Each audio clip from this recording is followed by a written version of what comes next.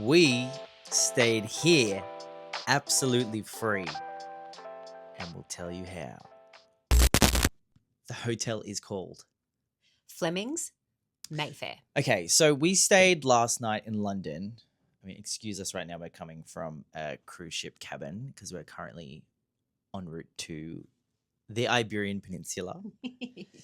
But last night, we stayed overnight in London at a Hilton-owned hotel.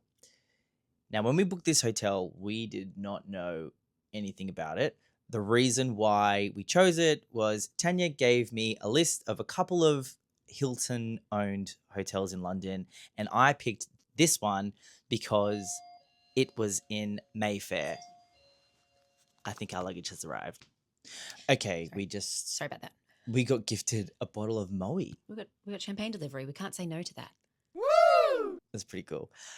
So this hotel. Yes. Okay, So Hilton. the only reason why I selected it was because it was in Mayfair, and all I know of Mayfair is from Monopoly, and Mayfair and Park Lane are the bougie squares on the Monopoly board. So I was like, I picked that one. Anyway, we rocked up there. The first sign out the front said small luxury hotel of the world. It was very much to our liking. And we didn't plan to do a video on this hotel, but because it was so stunning, we decided last minute, all right, shit, let's go around and get some quick grabs of some of the places, and so we can do a review on this because it was just, Everything was outstanding. it was impeccable. Okay, so check-in time is normally 2 p.m. And we got there probably, 12:30? Yeah, it was a 2-hour drive from the airport. 12:30. And, obviously we were like, how long until our room? And they were so apologetic that our room could not be ready yet. They took us in to the drawing room where they have this cute little cafe and do afternoon teas, and they gave us just free coffee. Just sit for as long as you need. We're so sorry your room isn't ready. Yeah, and we actually weren't sure it was complimentary, so I feel like it was implied, but I was just like, should We we never just assume, should we yeah. just check? Like, how do we settle the bill for this? Like, it was just a coffee, it wasn't outrageous. And they were like, no, like, we made you wait for the room. The least we can do is give you coffee. So that was a really amazing way to start off the stay there. I mean, also they'll have like, is it a porter who opens the Mhm. door? So the door is constantly manned. And anytime they see you coming, they're like, whoo. And even if the porter is otherwise engaged, somebody else on the staff will run over to the door to make sure that nobody's opening the door for themselves. So It's beautiful. it's really lovely, really lovely. They're all dressed up to the nines, Mhm. like in their suits and really lovely uniforms. Yeah. All the decor in the foyer was just impeccable when we arrived. Yeah, stunning. So great first impression, and they were really great at the check-in counter. We had booked a double. It was called a deluxe double, and I got confused thinking, oh my goodness, I booked something with a double bed. The deluxe double has a queen bed, but the gentleman at the front was very understanding, and he managed to move things around and give us something with a king bed. But he was lovely. He was like, yeah, no worries at all. I'll just move some things around. So after we had our coffee, we went out for a bit because we had to chew through some time. So we went shopping, bought a few things. It was really fun. Lovely. Explored the general area. But we came back, and then they escorted us personally to our room. 2 staff members. One had our bags behind us, Mm. and one had our keys to guide us and show us around.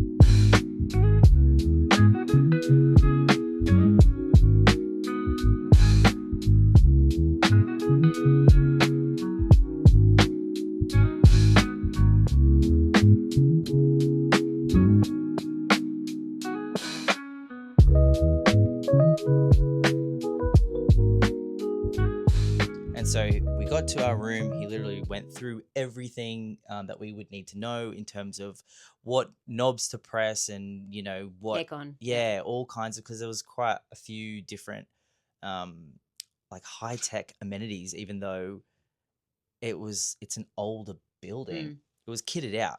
So that was a really nice touch. And nobody ever hung around for a tip. We had money ready to give to them, but they just did their job and left straight away. And when you travel a lot, you do find that people are always with tourists Expectant. expecting a tip, even if they don't have necessarily a tipping culture. Yeah. So I did appreciate that. There was no pressure at all to tip. But by this point, I still didn't realize how much of a fancy hotel It really was. it was. We saw like the sign at the front being like, "Oh, a Michelin star restaurant." What? Yes, Probably should have given us a sign. probably should have. Yeah, the restaurant that is run by the hotel is a Michelin star restaurant, which is just, I don't think I've ever experienced that before. So we get into the room and we're kind of like, whoa, like on first glance, it looks beautiful, right? But then you start looking a bit closer, like once the escort had left us. Escort, that sounds weird. You know what I mean? Yeah. What are they called? Just the staff member, the bellboy, Yeah. Okay. Once they had left, concierge. you could start to take in like the details of the place. There was a fireplace, like a stone, like a marble fireplace. We had like the most basic room. And we also had a gift of fudge and a nice, was it handwritten? It was a handwritten card. Yeah. Handwritten card. And then we'd been busy exploring the room, and then I'm like, whoa, as I walked into the bathroom, I'm like, babe, look at this. I opened the door to the bathroom. It was beautiful, stunning. Even the window in the toilet was beautiful. And on the outside of the toilet door, bathroom door I should say, there was a switch for underfloor heating. I'm sorry, does this say bathroom floor heating? I can feel it. I was like, what? And it was already warm. It was a bit fresh in London yesterday. We got caught in the rains. We were really cold. It was so pleasant. Oh, gosh. The room was like really outstanding. Yeah. The bed was super comfy. Super comfy. Pillows, linens felt expensive and great. And everything was of the highest quality. Like, I'm a carpenter. And so I was even noticing things like the PowerPoints, the actual like plates of the PowerPoints was just, they were beautiful. They were like this brass, like polished. It was unbelievable.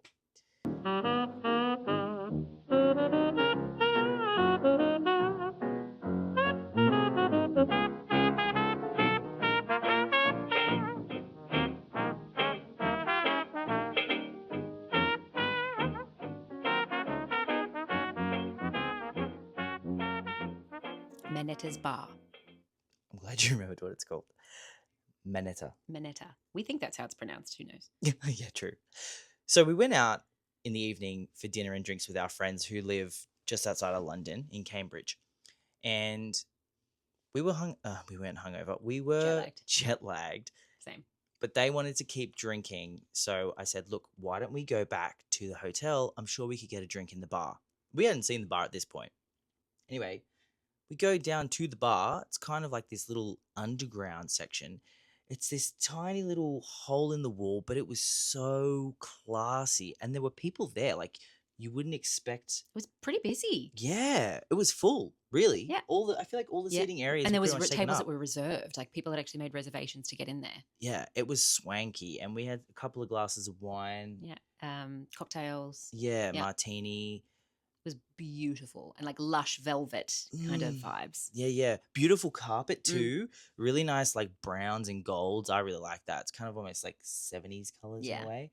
And the service there was pretty good too. Impeccable. He bought us all water without having to ask. Yeah.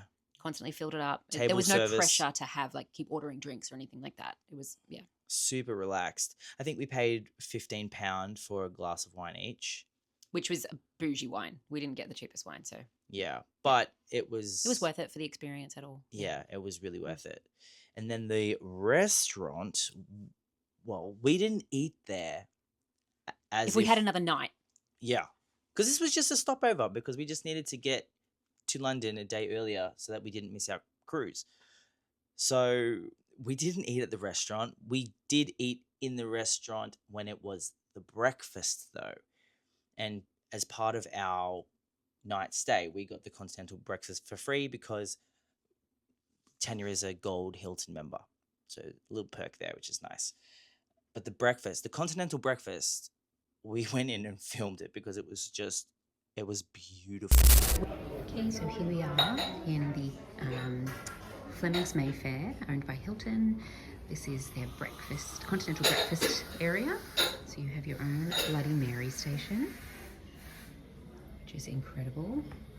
And then you've got all the breads, and these pastries, all the different jams. More pastries. This is lemon. They've wrapped it up so you don't get any pips or seeds. Very pretty. So pretty. The different cheeses, condiments if you want to make your own muesli, hard-boiled eggs, meat.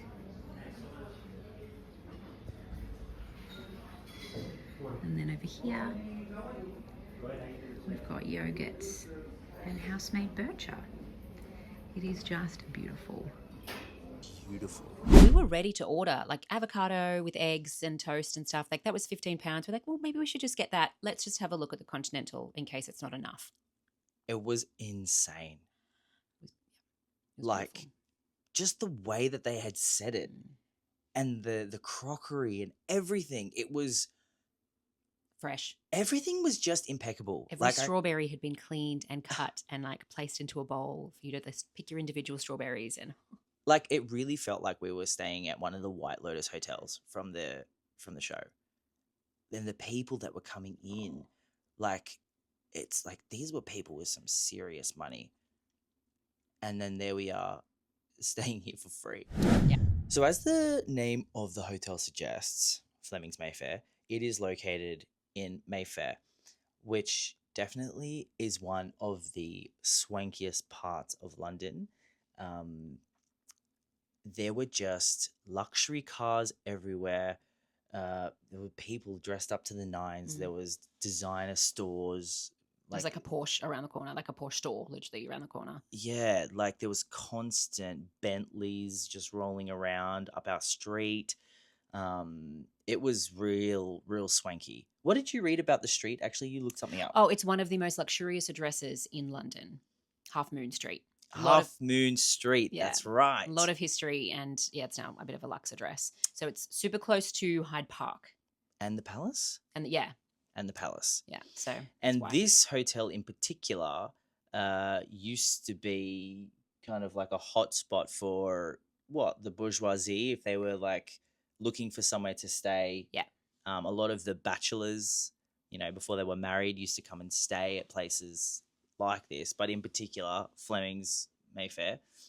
And a fact that Tanya also found out was that the book The Bertram Hotel by Agatha Christie was based on that very hotel.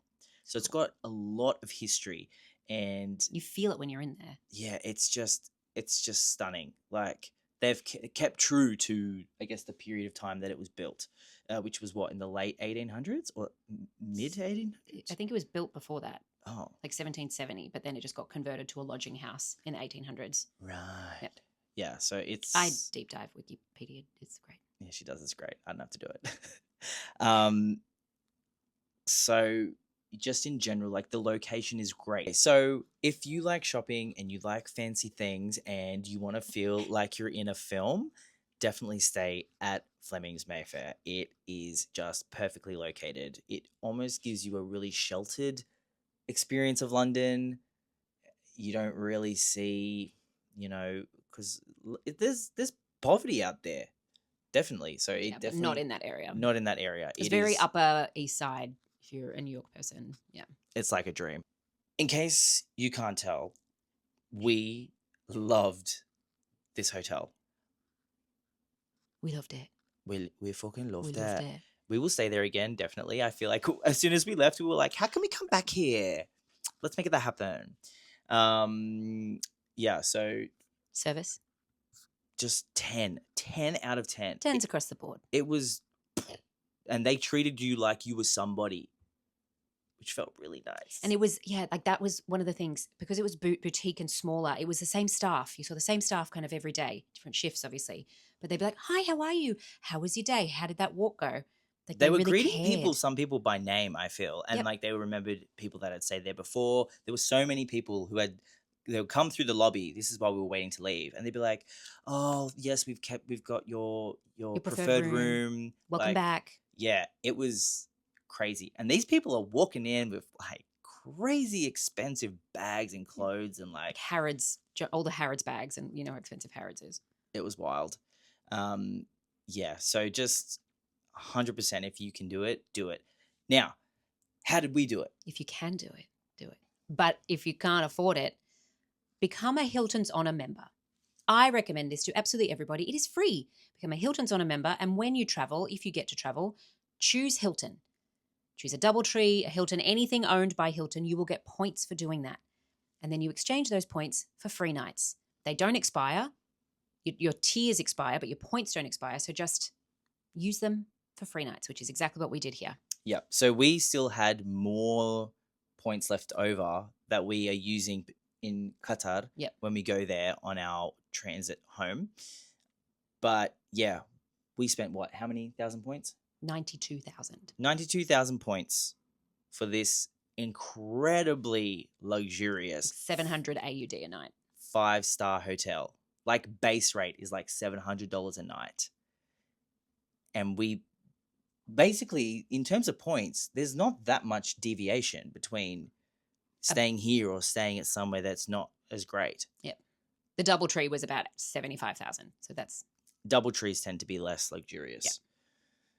So... Get on that. Points. As we were leaving, she saw me taking some footage of the restaurant, right? And I was just taking a quick grab in there for this video when nobody was in there. And she saw me and she's like, "Oh, you'll have to come back later tonight." Anyway, I didn't have the heart to say we were leaving now. So I was just like, yeah. Like, it's so beautiful. It's already beautiful with nothing in it. Anyway, then we were about to head out because our driver was there. And she was like, "Oh, before you leave." And she ran over and gave us her personal card and said, "If you ever want to book again, or when you do book again, please email me and I will see what I can do about getting you a better room." And I was like, what? I don't know why she said that. I don't know who she thinks we are. I mean, we were complimentary to everyone. We were just really lovely and kind, but yeah, she like wouldn't let us leave until we had her fancy pants business card in our hot little hands. So we will be emailing her just to say thank you for the wonderful stay, because it was exemplary.